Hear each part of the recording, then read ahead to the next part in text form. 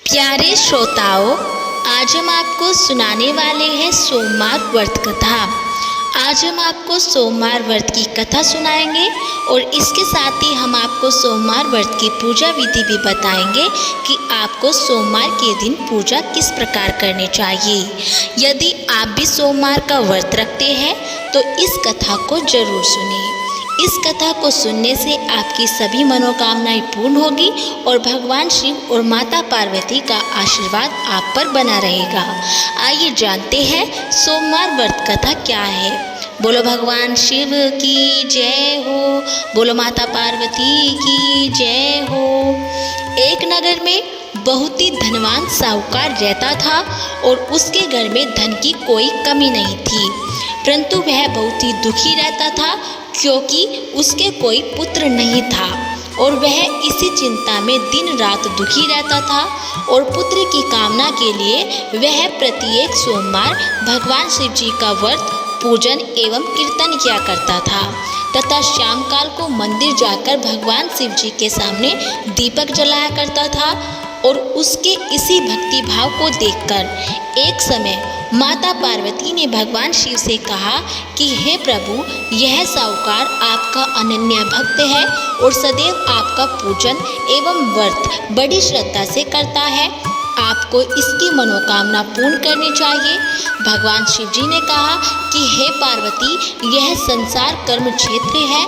किसान खेत में जैसा बीज बोता है वैसा ही फसल काटता है और उसी तरह मनुष्य इस संसार में जैसा कर्म करते हैं वैसा ही फल भोगते हैं। माता पार्वती ने अत्यंत आग्रह से कहा कि हे प्रभु, जब यह आपका अनन्य भक्त है और उसको किसी प्रकार का कोई दुख है तो उसे आपको अवश्य दूर करना चाहिए।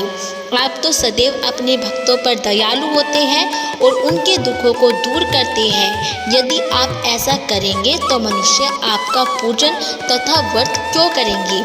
माता पार्वती का ऐसा आग्रह देखकर भगवान शिव बोले कि हे पार्वती, इसको कोई पुत्र नहीं है और इसी चिंता में यह अत्यंत दुखी रहता है और इसके भाग्य में पुत्र न होने पर भी मैं इसको पुत्र प्राप्ति का वरदान देता हूँ, परंतु वह पुत्र केवल 12 वर्ष तक ही जीवित रहेगा और इसके पश्चात वह मृत्यु को प्राप्त हो जाएगा। इससे अधिक मैं इसके लिए कुछ नहीं कर सकता हूँ। माता पार्वती और भगवान शिव का वार्तालाप साहूकार ने सुन लिया और इससे उसको न तो प्रसन्नता हुई और न ही दुख हुआ। वह पूर्व की तरह भगवान शिव जी का व्रत और पूजन करता रहा और कुछ समय बाद साहूकार ने स्त्री गर्भवती हुई और 10वें महीने उसके एक सुंदर पुत्र को जन्म दिया और साहूकार के घर में बहुत ही खुशी मनाई गई। परंतु साहूकार तो यह जानता था कि उसकी केवल 12 वर्ष की आयु है, इसलिए उसने न तो प्रसन्नता प्रकट की और न ही किसी को यह भेद बताया।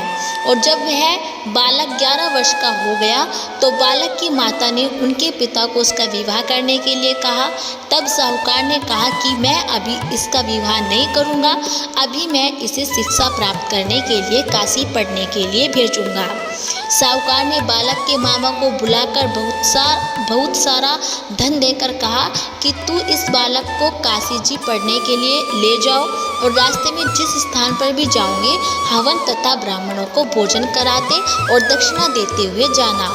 दोनों मामा भांजे हवन भजन कीर्तन करते हुए, ब्राह्मणों को भोजन कराते हुए तथा दक्षिणा देते हुए काशी नगरी की ओर चल पड़े और रास्ते में उनको एक शहर पड़ा और उस शहर के राजा की कन्या का विवाह था। परंतु जो राजकुमार विवाह करने के लिए आया था वह एक आंख से काना था और उसके पिता को इस बात की बहुत चिंता थी कि कहीं राजकुमारी मना न कर दे। जब उसने सेठ के अति सुंदर लड़के को देखा तो मन में विचार किया कि मैं इस लड़के को वर का काम चलाया जाए और ऐसा मन में विचार करके राजकुमार के पिता ने लड़के के मामा से बात की और कहा कि इसके बदले में आपको बहुत सारा धन दूंगा। वे मान गए और विवाह कार्य अच्छे से संपन्न हो गया और सेठ का पुत्र जिस समय जाने लगा तो उसने राजकुमारी की चुंदड़ी के पल्लू पर लिख दिया कि तेरा विवाह मेरे साथ हुआ है पर जिस राजकुमार के साथ तुम्हें भेजेंगे वह एक आंख से काना है। मैं काशी पढ़ने जा रहा हूँ। सेठ के लड़के के जाने के पश्चात राजकुमारी ने जब अपनी चुंदड़ी पर ऐसा लिखा हुआ पाया तो उसने राजकुमार के साथ जाने से मना कर दिया और उसने अपने पिता को सारी बात बताई और राजकुमारी के माता पिता ने राजकुमारी को विदा नहीं किया और बारात वापस चली गई और सेठ का लड़का तथा उसका मामा काशी जी पहुंच गए और वहां जाकर उन्होंने यज्ञ करना और लड़के को पढ़ाना शुरू कर दिया। जिस दिन लड़के की आयु 12 वर्ष की हुई तो उसी दिन उनके यज्ञ की पूर्णाहुति थी और लड़के ने मामा से कहा कि मामा जी आज मेरी तबीयत ठीक नहीं लग रही है। मामा ने कहा कि अंदर जाकर सो जाओ। लड़का अंदर जाकर सो गया और थोड़ी ही देर में उसके प्राण निकल गए और कुछ समय पश्चात उसके मामा ने आकर देखा और उनका भांजा मृत पड़ा था और मामा ने अपने आप को संभाला और यज्ञ कार्य संपन्न करके ब्राह्मणों को भोज करवाकर दक्षिणा देकर विदा किया और अपने आप को रोक न पाया और जोर जोर से रोने लगा। संयोगवश उसी समय भगवान शिव जी और माता पार्वती उधर से जा रहे थे। तब उन्होंने जोर जोर से रोने की आवाज़ सुनी तो माता पार्वती कहने लगी कि स्वामी कोई दुखियारा आपको पुकार रहा है, आपको उसकी सहायता करनी चाहिए। माँ पार्वती और भगवान शिव जी वहाँ गए तो देखा कि वहाँ एक लड़का मृत पड़ा है। माता पार्वती कहने लगी कि स्वामी यह तो वही लड़का है जो आपके वरदान से उत्पन्न हुआ है। भगवान शिव जी ने कहा कि हे पार्वती इसकी आयु इतनी ही है और यह भोग चुका है वह पर कोमल मन माँ पार्वती ने कहा कि स्वामी इसको जीवन दान दो, नहीं तो इसके माता पिता भी तड़प तड़प कर मर जाएंगे।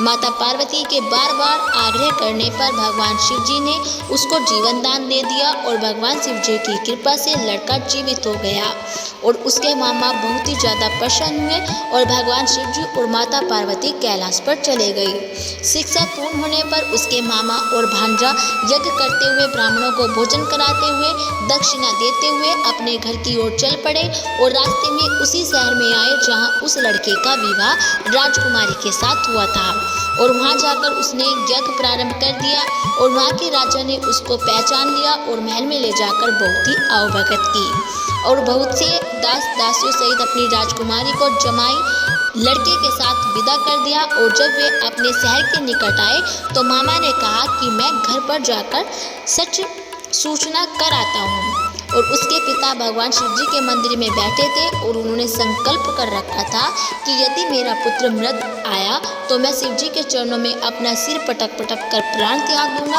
और लड़के के मामा ने आकर यह समाचार दिया कि आपका पुत्र आ रहा है अपनी पत्नी को साथ लेकर, बहुत सा धन लेकर आया है। तो सेठ प्रसन्नता से भर उठा और बार बार भगवान का धन्यवाद किया और सेठ और सेठानी ने आनंद पूर्वक पुत्र और पुत्र वधू का स्वागत किया और सभी बड़ी प्रसन्नता के साथ रहने लगे तथा सारी नगरी में कहलवा दिया गया कि इस व्रत को करने से विवाह योग्य कन्या को उत्तम वर, उत्तम गुण, रूप, सौंदर्य तथा स्त्रियों को अनेक गुण वाली संतान, सुवर्ण वस्त्र और अखंड सौभाग्य की प्राप्ति होती है तथा पति पत्नी का कभी वियोग नहीं होता है तथा अंत में शिवलोक में निवास करते हैं। और यह व्रत ऐश्वर्य को प्रदान करने वाला है और जिस घर के स्त्री पुरुष इस व्रत को करते हैं उस घर में हमेशा भगवान शंकर तथा माता पार्वती की कृपा बनी रहती है। बोलो भगवान शिव की जय हो, बोलो माता पार्वती की जय हो। तो प्यारे भक्तों, ये थी सोमवार व्रत कथा और अब जान लेते हैं कि सोमवार का व्रत कैसे किया जाता है। यदि आप भी सोमवार व्रत रखते हैं तो सोमवार के दिन पूजा इस प्रकार करें। सबसे पहले सुबह ब्रह्म मुहूर्त में उठकर स्नान करें और स्वच्छ वस्त्र पहने और भगवान शिव का ध्यान करके व्रत का संकल्प लें कि आप श्रद्धापूर्वक व्रत कर रहे हैं और घर में शिवलिंग स्थापित करें या शिव मंदिर जाएं और पंचामृत दूध, दही, घी, शहद और शक्कर पंचामृत को गंगा जल और शिवलिंग का अभिषेक करें और शिवलिंग पर सफ़ेद चंदन का लेप करें, बेलपत्र, धतूरा, भांग और सफ़ेद फूल चढ़ाएं। भगवान शिव को धूप दीप दिखाएं, शिव चालीसा या शिव पुराण का पाठ करें और शिव जी की आरती गाएं। और भगवान शिव जी को फल, मिठाई या खीर का भोग लगाएं और शाम को चंद्रमा को अर्घ्य दें और शाम को पूजा के बाद सात्विक भोजन या फलाहार लेकर व्रत का पारण करें।